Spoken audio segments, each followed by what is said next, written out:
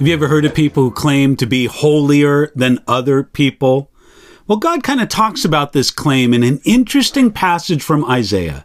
Let me read this to you. Isaiah chapter 65, beginning at verse 1. I'm going to read all the way through verse 5. So Isaiah chapter 65, starting at verse 1. God says this to his people. I was sought by those that did not ask for me. I was found by those who did not seek me. I said, here I am, to a nation that was not called by my name. I have stretched out my hands all day long to a rebellious people who walk in a way that is not good, according to their own thoughts. A people who provoke me to anger continually to my face, who sacrifice in gardens and burn incense on altars of brick, who sit among the graves and spend the night in the tombs, who eat swine's flesh, and the broth of abominable things is in their vessels, who say, keep to yourselves, do not come near me, for I am holier than you. These are smoke in my nostrils, a fire that burns all the day. The prophet Isaiah warned the people of Judah that they would be conquered by the Babylonians and then sent into exile.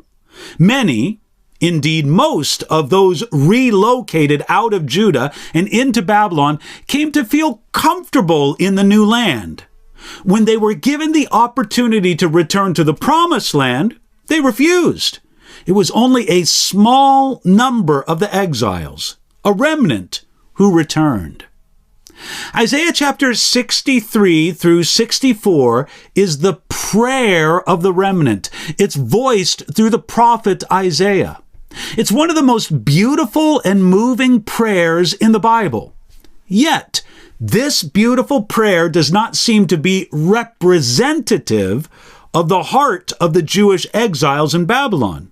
Because here God speaks to that heart, and it was a heart marked by a shallow repentance. God says, I was sought by those who did not ask for me.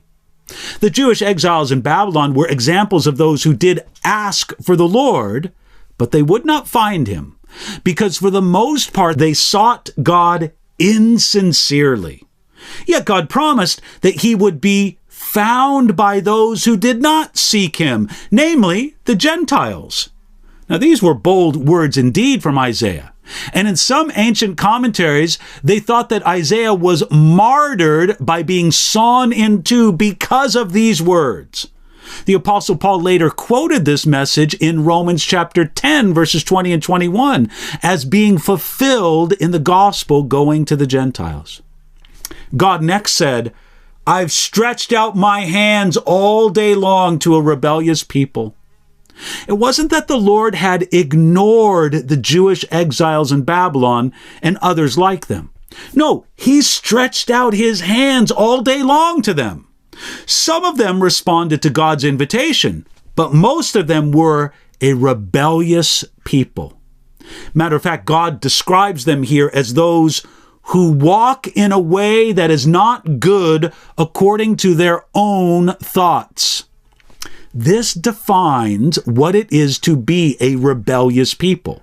Simply, to walk in a way according to their own thoughts. To trust in our own wisdom, our own judgment, our own thinking, that is to be among the rebellious people. Now, this idea is repeated several different places in the Bible. The phrase in the book of Judges that characterized the wickedness of that age shows it. Judges chapter 17 and chapter 21 have this phrase, everyone did what was right in his own eyes. The book of Proverbs expresses the idea like this.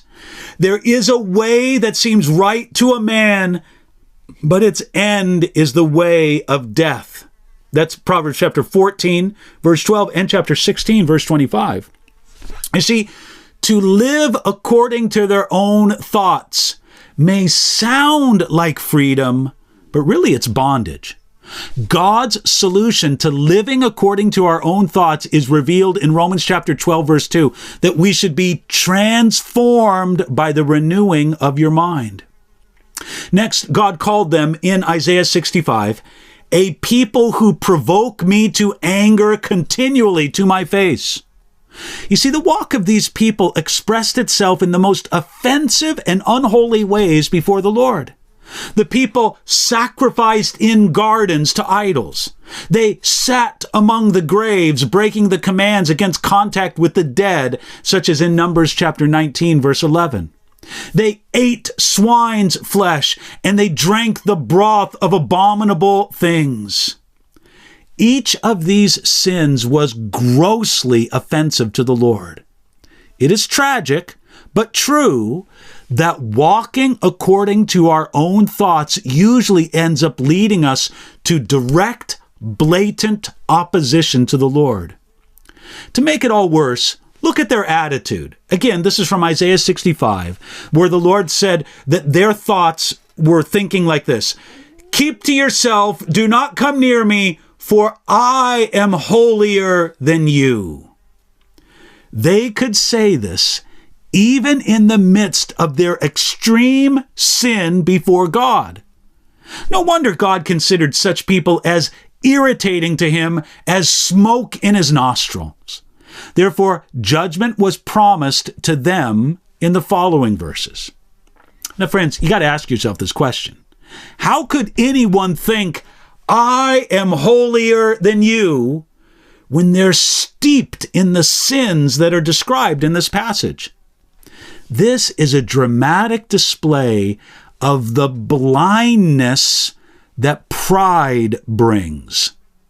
They could say, "I am holier than you," and they really meant it because they were profoundly blind. I need to ask you, do you think of yourself as holier than other people? It's time for some sincere reflection. You might be the blind one yourself. Ask God to do some searching of heart in your life, and you can ask him to do it today.